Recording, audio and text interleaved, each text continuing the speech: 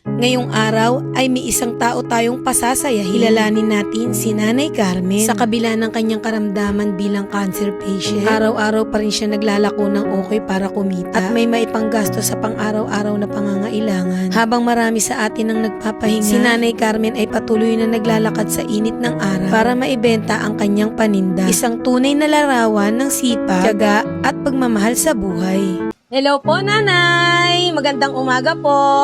Ako po si King Yamat.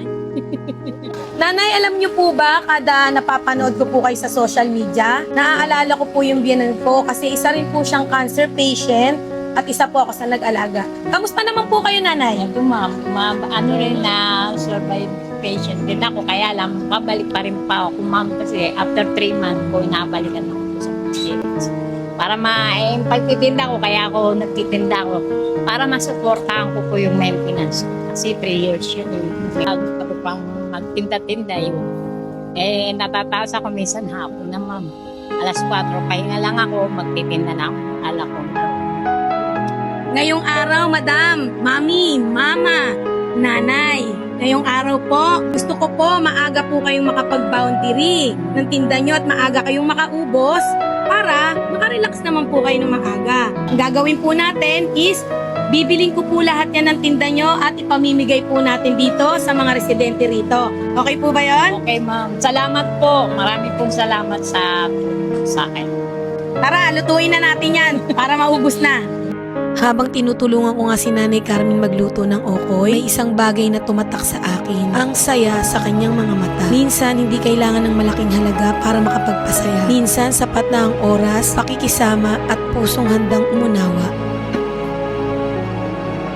Ayan na si Nanay, pamimigay na po namin yung okay niya.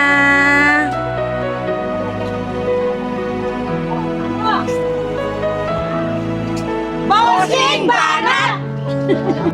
Ipinamigay na nga po natin ang mga okoy ni Nanay. Ang sarap sa pakiramdam na hindi lang tayo nakatulong sa kanyang kabuhayan, kundi nakapagbigay pa tayo ng saya sa mga taong nakatanggap. Simpleng okoy lang para sa iba, pero para kay Nanay, malaking ginhawa ito. At para sa mga residente, isang munting biyaya na nagpasaya sa kanilang araw. Hindi matutumbasan ng pera ang saya na nararamdaman ko ngayon. Ang makita si Nanay na nakangiti at ang mga taong masayang tumanggap ng kanyang mga okoy ay sapat na para gawing espesyal ang araw na ito.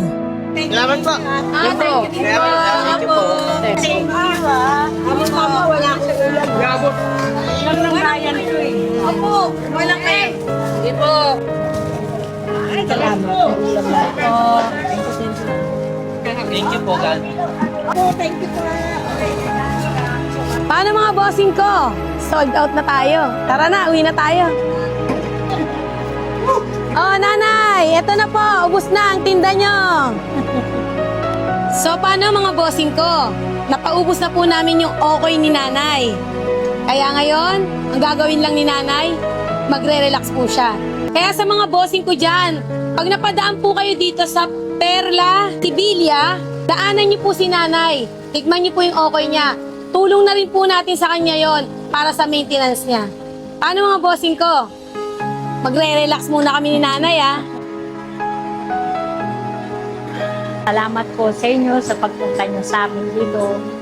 Na-invite ko kayo na pumunta rito na nagpapasalamat ako sa inyo. Aga akong makakatapos magluto at magpahinga. Thank you, Bossing Banat.